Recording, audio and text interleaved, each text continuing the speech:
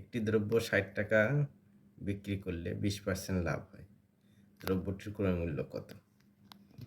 আমরা জানি লাভ এবং ক্ষতি ক্রয় মূল্যের উপর নির্ভর করে, সেহেতু এখানে ক্রয় মূল্যটা ইম্পর্ট্যান্ট। আমরা মনে করি ক্রয় মূল্য ১০০ টাকা। যেহেতু 20% লাভ হয়েছে, 20% লাভে বিক্রয় মূল্য ১০০ যোগ ২০ ১২০ টাকা। তাহলে বিক্রয় মূল্য ১২০ টাকা হলে ক্রয় মূল্য ১০০ টাকা, বিক্রয় মূল্য ১ টাকা হলে ক্রয় মূল্য ১০০/১২০ টাকা। আর এখানে দ্রব্যটির বিক্রয় মূল্য দেওয়া কত ছিল? ৬০ টাকা। তাহলে বিক্রয় মূল্য ৬০ টাকা হলে ক্রয় মূল্য ১০০ × ৬০/১২০, কাটাকাটি করলে থাকে ৫০ টাকা। অতএব দ্রব্যটির ক্রয় মূল্য ৫০ টাকা।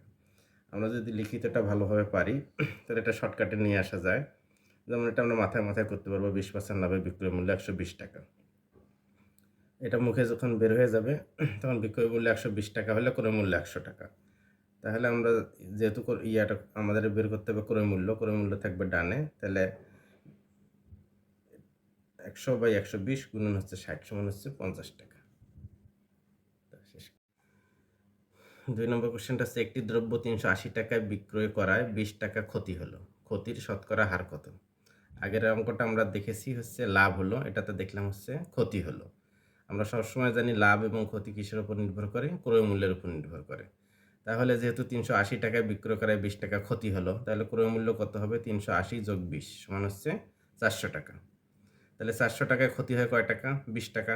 ১ টাকায় ক্ষতি হয় ২০/৪০০ টাকা। ১০০ টাকায় ক্ষতি হয় ২০ × ১০০/৪০০ টাকা। কাটাকাটি করলে থাকে ৫ টাকা। যেহেতু এখানে আমাদের শতকরা হার বের করতে বলছে, অতএব ক্ষতির হার ৫%। আমাদের এরকম যে লিখিত হয়ে থাকে, আমরা শর্টকাটে পরীক্ষার খাতায় বা কোশ্চেনের মধ্যে যেটা লিখতে পারি, তাহলে মুখে মুখে আমরা হিসাব করব ২০ টাকা যেহেতু ক্ষতি হয়েছে, ক্রয় মূল্য ৩৮০ যোগ ২০ মানে ৪০০ টাকা। তাহলে ক্রয় মূল্য ৪০০ টাকা হলে ক্ষতি হয় কত? ২০ টাকা। ১ টাকা হলে ক্ষতি হয় ২০/৪০০।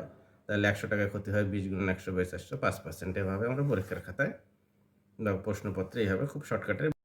৩ নম্বর কোশ্চেন আছে, একটি ঘড়ি 10% ক্ষতিতে বিক্রয় করা হলো। বিক্রয় মূল্য ৪৫ টাকা বেশি হলে 5% লাভ হতো। ক্রয় মূল্য কত? আগের অঙ্কে আমরা সিঙ্গেলভাবে করলাম যে ক্ষতি হলো তাহলে ক্রয় মূল্য কত, বা লাভ হলো তাহলে ক্রয় মূল্য কত। এখানে আমাদের দুইটা জিনিসের কম্বিনেশন আছে। 10% ক্ষতিতে বিক্রয় করছে, আবার কি হচ্ছে 5% লাভেও বিক্রয় করছে। এখন বললো যে এই যে দুই বিক্রয় মূল্য, এই বিক্রয় মূল্য ৪৫ টাকা বেশি হলে ক্রয় মূল্য কত। অঙ্কটা বুঝলে খুবই ইজি। যেমন আমরা যদি ধরি ক্রয় মূল্য কত টাকা? ১০০ টাকা।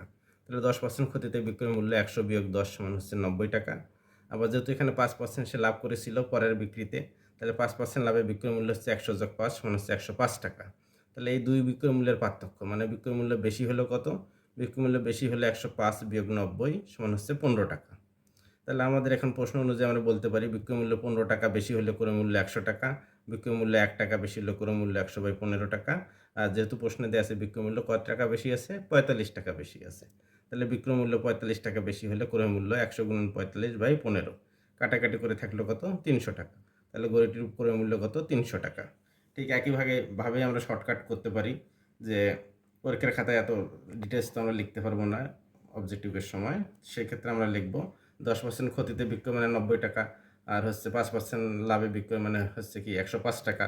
তাহলে ১০৫ - ৯০ হচ্ছে ১৫ টাকা। এটা আমরা মুখে মুখে বের করলাম যে বেশি হলো কত টাকা? ১৫ টাকা। তারপর আমরা একদম শর্টকাটে টান দিয়ে লিখলাম যে ১৫ টাকা বেশি হলে ক্রয় মূল্য ১০০ টাকা, ১ টাকা বেশি হলে ক্রয় মূল্য এরকম, ৪৫ টাকা বেশি হলে ক্রয় মূল্য এরকম। তাহলে টোটাল আমাদের শেষমেশ অ্যান্সার আসে ৩০০ টাকা।